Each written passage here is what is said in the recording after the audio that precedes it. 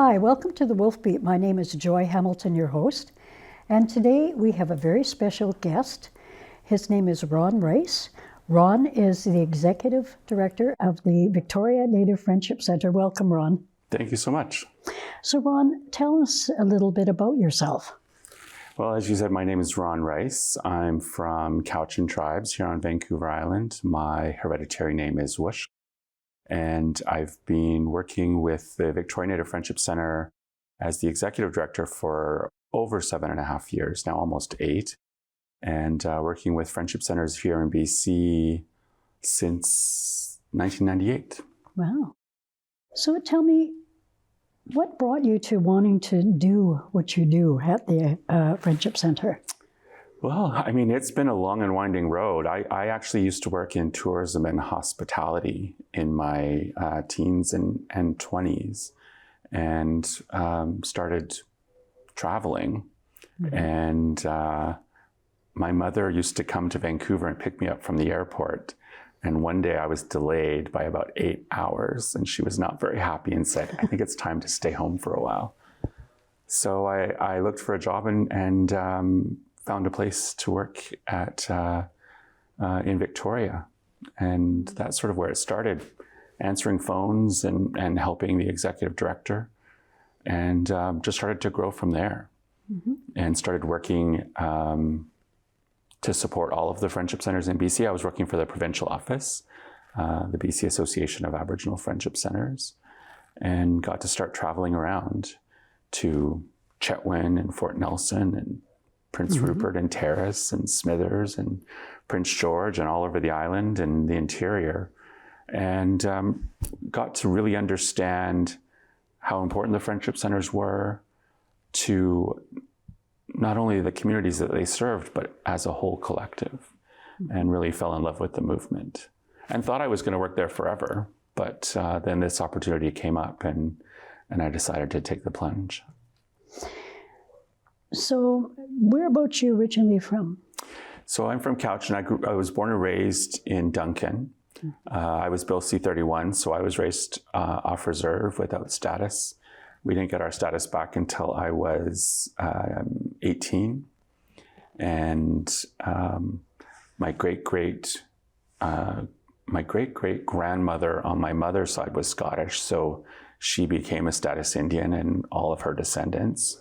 My great-great-grandfather on my father's side was Scottish, so when he married my great-great-grandmother, she lost her status, and so all of their descendants were born without mm-hmm. status. So when my father married my mother, even though they had the same infinitesimal mm-hmm. amount of Scottish in them, she lost her status, and that's why I was born without it. But it was obviously overturned through Bill C-31, and so began my exploration of my own culture. Mm-hmm. It was interesting because of all the traveling. I was living in Japan, and people were very interested in my background and my culture, and so would ask me lots of questions, and I would call home and talk to my mom and say, what about this and what about that? And so it sort of began the curiosity and understanding myself through the eyes of other people and other cultures. So your native name, where did that come from? So I always describe it as a hereditary name because it's a very old name. It doesn't translate like other names, but for people who are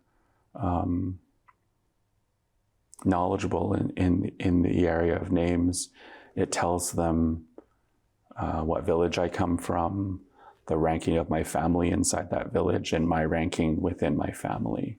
It sort of tells those people where we sit in all of that. That's interesting. Do you have a big family, a small family? I mean, I used to think that it was a small family, but when my husband first came over for Thanksgiving, because he said, who's going to be there? And I said, just my family. And of course it was aunts and uncles and lots of cousins and mm-hmm. and partners. And I think there was 45 people in the room for mm-hmm. that first Thanksgiving, mm-hmm. which I'm told is a little bit bigger than a lot of Canadians might say, just my family over for Thanksgiving. I don't think he has 45 relatives that live in Canada. So he was a little overwhelmed. But yeah, I have a brother and a sister, and my mother passed away in 2019. My father still lives in Duncan. Yeah, a few cousins and aunts and uncles still live in Duncan, Bella Terrace. Yeah. So tell us a little bit about your role in the Victoria Native Friendship Centre. I'm sure you have a lot of responsibility there. Yeah, so as the executive director, it's my job to work with the board to establish a strategic plan, to understand the community, to connect with the staff and the community themselves to figure out what the wants and needs are and to find ways to deliver it. A lot of the work that I do now in management is supported by my long history with volunteering and with being on the board of the Friendship Center. I can understand sort of both sides of that equation. And so to understand how to strategically grow an organization, to consider programs and services that are sustainable, that are impactful and meaningful. Are a lot of the programs, are they open to all in First Nations people, or? Yeah, so we're what's referred to as status blind. So it doesn't matter if you're First Nations or Métis or Inuit, if you're status or non-status, there's a place for you in most of the programs. There are certain programs which are very specific, like some of the language programs. You need to descend from that language in order to participate. But there are some programs, our community lunch is a good example. It's open to the public at large. So we have other sister agencies, government offices, neighborhood associations will come and just spend a little bit of time sharing lunch with the community. So there's usually about 150 or 175 people that stop by for lunch on Fridays. The Bruce Parisian Library is open to everyone. We've got just over 6,000 titles of Indigenous content to borrow from the library, and that's open to everybody. So yeah, we have a good mix. I know you have an elders room as well, and a lot of, I know personally, beautiful people that have gone through there that have abundance of stories of themselves. And do they share a lot, of their backgrounds to other people within within the Friendship Center, or Yeah, I mean, they do share some. They do protect themselves a lot of the time. Sometimes they'll wait until they really get to know you as an individual or the staff before they share too much for their own protection. But we have some very strong, capable elders who've raised big families, who have lived long, healthy lives, and survived a lot of really difficult things. The elders program itself is relatively new. The elders went away for a little bit at the end of my predecessor's tenure, and we really started to get them back in the couple of years before the pandemic. The pandemic, 5 months before the pandemic, we had these two young men show up and said, "We want to volunteer, but we'd like to work with the elders." And so the staff said, "Well, what can you do? What do you want to do?" And he goes, "Well, we own a tech company, so maybe something with technology." So the staff said, "Well, elders tech time." He goes, "Oh, that sounds interesting." And he thought she was taking notes. And he said, "When would it be?" And he said, "Oh," she said, "how about 1:30 on Fridays?" And he goes, "Well, actually that would work. We're off on Fridays." So she goes, "Okay." And and he says, "What do you do at Elders Tech Time?" She goes, "I don't know. We just came up with the program right now, but you need to be here at 1:30 on Friday and tell the elders I just sent them an email and they're going to show up." And so they brought in, some of them inherited, Apple products or smartphones or tablets. And so they sort of help them understand their devices, help them understand different apps that are very useful in day-to-day life, and worked with them, help them understand what it means to create a profile. And so they worked really hard at it. And then, of course, when the pandemic came, the elders were the first excused from the Friendship Center. We closed our doors for the first time in our 50-year history. And the staff sent out an email, Lisa Mercure sent out an email saying, okay, this is not a drill. I need you to download an app called Zoom. I need you to create a profile. Everybody remembers how to accept a calendar invite. I'm going to send you a calendar invite. So we're going to have our first Zoom meeting on Friday. And so they all planned it. And I think there was about 40 or 50 elders that showed up for that first Zoom meeting. And we had to talk about the pandemic, and we had to talk about closing the doors. We had to talk about their own personal safety. And it started. And one of the things that they decided that they could do was play bingo. So low-tech bingo, we put bingo cards in all of their food hampers. And Lisa thought it would be really funny if she gave everyone the same card for the first game. I said, oh, Lisa, I don't know if that's a good idea. People really take their bingo very seriously. Yes, especially elders. Yeah. And she said, oh, well, we've already done it. It's too late. And I'm like, okay, well, let me know how it goes. And so they said, okay, we're going to do a full card, and then we'll do some other games with the second card. So everybody use your purple card first. And so they started playing. And then about 25 minutes in, they all yelled bingo. And they laughed for 20 minutes. They thought it was just the most hilarious thing that had happened to them. And then every once in a while, they'd reminisce about it on their Zoom calls and say, remember that time we played bingo and we all yelled bingo?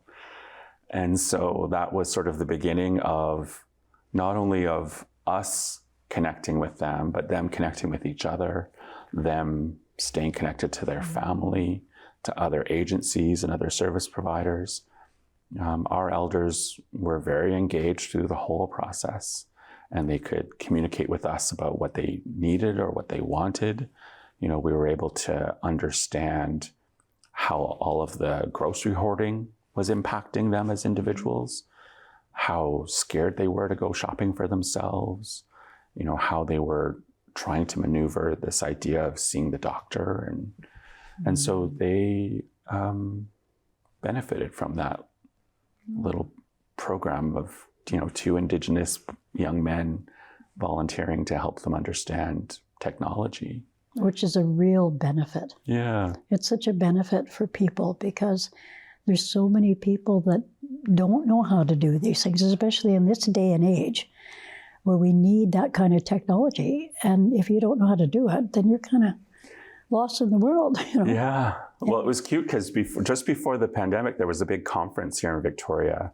The Community Foundations of Canada was hosting their big international gathering here in Victoria. And they asked us to do a lot of things, but one of the things that we did was we brought in the elders to do little drop-in activities out in the common areas. They did little things where you could sit down with the elders and do a little 5-minute activity. And then we would go into the meeting room for lunch, and one of the elders was taking a picture of her salad. She kept turning it around and taking pictures of it from all sides. And I said, it's a really beautiful salad, isn't it? She goes, Elders Tech Time, they keep wanting me to join Instagram. She goes, but every day I get up and I watch the same shows and I eat the same things. She goes, I'm never going to eat this fancy again. So I thought I'll join Instagram and show them all my fancy lunches and desserts. And I'm like, oh. And the elder across the table was busy writing in her journal. And I said, oh, and you're going old school. And she goes, oh, I just can't type very fast, so I write everything down. Have you heard of Google Maps? And I said, yeah, I have. She goes, every time I meet somebody, I put down the name of their organization and what city they're from. She says, I was up until 1:30 last night. She goes, just wandering around the world. And she said, I'd go and I'd drop the little gold man and I'd go walk around the neighborhood. I bet this is where they park the car. I bet this is where they get their coffee. I bet this is their favorite place for lunch. And she would just wander around the world based on the people that she met.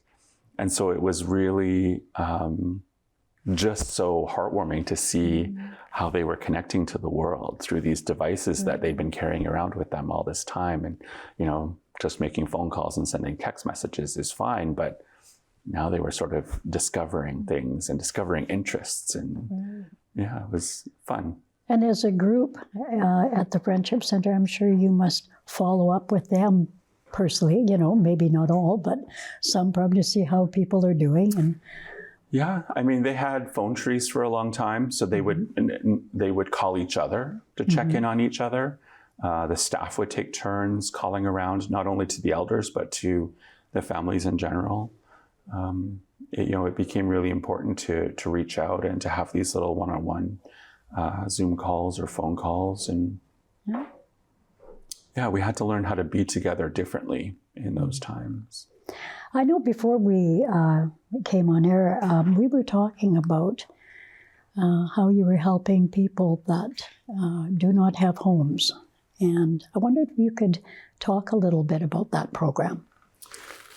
Sure. So our shelter program has taken a lot of different shapes over the years. When we were downtown on Johnson Street, we were approached, I believe, by the city or by BC Housing, asking if we would become a short-term shelter because the temperature was going to be plummeting. I think it was -15, which doesn't sound like much to people who aren't from here, but is very cold here. And they were concerned for people's health and safety. And so we agreed, and we ran a shelter for 5 nights and decided that we would continue as an extreme weather response shelter. So when the temperature dropped below a certain temperature, they would activate. And we did that for a long time. When we moved to Saanich, we applied for a permit and were denied the first year when we moved from downtown to our place now in Regina. At the time, the Saanich municipality didn't believe there were any homeless people in Saanich, so didn't feel they needed a homeless shelter. So we spent a little bit of time convincing them of the reality. And ever since, we've operated the shelter at 231 Regina. And then 7.5 years ago, we switched from extreme weather to seasonal. So my first winter, we operated from October 1st to March 31st. And the last month of March was a hard one, just because we knew that day was approaching where we were going to have to close the shelter. And, we had become very close to our guests, and they had become, just like family. And so to have to prepare them and, start talking about, okay, when we close, here are the places you need to call. You need to go and try and get in here. And we got them rain gear because, the thing with springtime in Victoria is all of these flowers need a lot of rain to grow. And so, getting them rain gear and getting them ready. And so we started at that point to start working on trying to find funding so that we could become a year-round shelter. And last year we finally got to that point. I guess with that, you also help them, if they needed things like other programs for themselves. And do you do things like that as well, and show them where they can go if they need extra help, along the way? Yeah, so we try and refer them to programs that they can attend to during the day through other agencies. We also help connect them to medical care. So if they need to attach to a physician or a nurse practitioner, then we can sometimes help with that. And then for those that are looking for more, we can help them with family reunification. Right. We can help them get their identification, get some base income, social assistance, and things like that. And then sort of some of the other extremes, not everybody who was staying in our shelter was penniless. Some of them had jobs, full-time jobs. They just couldn't afford a place to live. Right. So helping them with work clothes or getting to and from work, or helping them find jobs that were closer to the shelter. So this one young woman, the rules of our shelter was that you had to be in by 10 and you had to be picked up by our shuttle, because we promised our neighbors that there wouldn't be a parade of shopping carts. That was their only concern was everything's great, except at 6 o'clock in the morning when you start to close, there's this parade of shopping carts that leaves the Friendship Center. So we changed it up. So you had to take the shuttle in. But because this young woman worked until 11:30 at night, she couldn't catch the shuttle. So one night she got off work in Oak Bay Village and she spent hours walking across the city. Oh. And she got to us, I think, at 3 or 4 o'clock in the morning and just said, I need a place to stay. And so they got her set up that night. And so then they would send her, our shuttle would stop running at 10, but they would send her a taxi at 11:30 and she would take a taxi to our shelter. Good. So lots of little things. And then we converted our 2 wheelchair washrooms into having shower facilities so that they could shower on a schedule, laundry facilities, hot meals when they arrive and food when they leave. Yep. Oh, that's great. Well, I know that we're running, out of time, but I know you have lots of other programs and different things that are open to.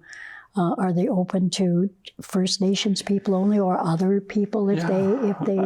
Other Indigenous people and then the community at large. So we've got about 75 programs altogether. Wow.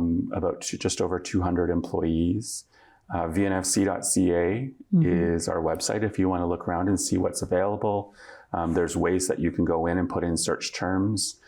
So if there's programs that you're specifically looking for a particular age demographic, or whether it's housing or healthcare, we've got a medical clinic, we've got 78 units of housing, we've got a daycare. So we cover a lot of bases over there. Well, that's wonderful, really is. Well, Ron, thank you very much for coming on the Wolf Beat. Oh, you're welcome. We have lunch every Friday. If you ever want to stop by for a healthy lunch and I will. Spend some time with the community, you're welcome to join us. And play bingo. Thank you. Thank you so much for having me. And thank you, everybody.